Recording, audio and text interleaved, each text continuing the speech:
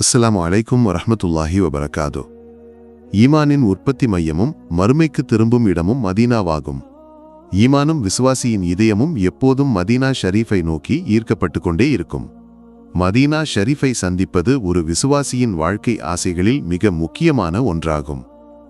மக்காவை அடைந்த ஒரு பக்தியுள்ள விசுவாசிக்கு திருநபி ஸல்லல்லாஹு அலைஹி வஸல்லம் அவர்களின் இறுதி ஓய்விடமான மதீனா முனவ்வராவை சந்திக்காமல் இருப்பது சாத்தியமில்லை. ஏனெனில் ஒரு விசுவாசி அனுபவிக்கும் அனைத்து நன்மைகளுக்கும் காரணமானவர் திருநபி ஸல்லல்லாஹு அலைஹி வஸல்லம் அவர்களே.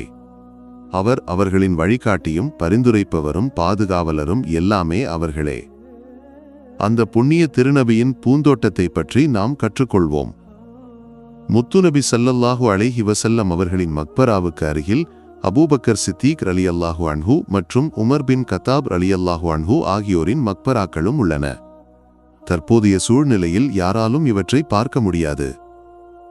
உலகின் எந்த பகுதியில் இருந்து வந்தாலும் சாதாரண விசுவாசிகளுக்கும் ஆட்சியாளர்களுக்கும் மஸ்ஜிதுன் நபவியில் ஒரே காட்சிதான் கிடைக்கும். திருநபி மற்றும் முதல் இரண்டாம் கலீஃபாக்கள் புதைக்கப்பட்ட அறையின் வெளிப்புறத்தில் பச்சை நிறத்தில் தொங்கவிடப்பட்ட திரைதான் அனைவருக்கும் காண கிடைக்கும். இந்த திரைக்கு பின்னால் உள்ள சுவர் ஹிஜ்ரா 91ஆம் ஆண்டில் கலீஃபா உமர் இப்னு அப்துல் அசீஸால் கட்டப்பட்டது.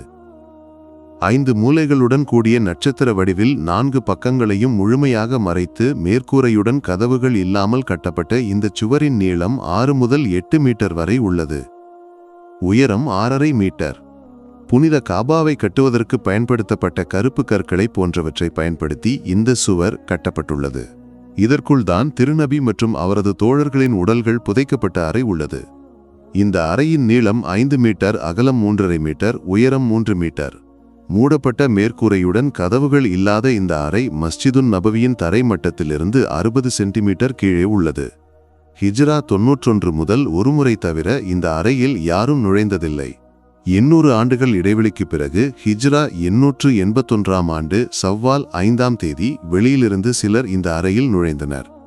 வெளிப்புறத்தில் உள்ள கருப்பு கற்களால் கட்டப்பட்ட சுவர் உடைந்து உள்புற அறையின் கிழக்கு பக்க சுவரை நோக்கி சாய்ந்ததால் பழுது பார்க்கும் பணியின் ஒரு பகுதியாக இந்த அறையின் மேற்கூரைக்கு பதிலாக 8 மீட்டர் உயரமுள்ள குப்பா கட்டப்பட்டது.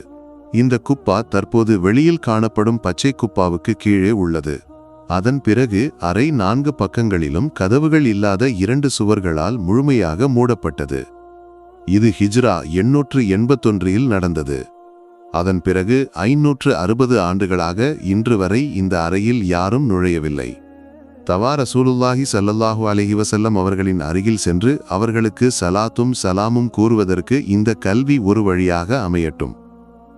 ஆமீன்.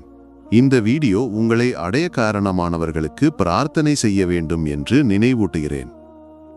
இன்ஷா அல்லாஹ் மற்றொரு வீடியோவுடன் பின்னர் சந்திப்போம். துஆவுடன் அஸ்ஸலாமு அலைக்கும் வரஹ்மத்துல்லாஹி வபரகாதுஹு.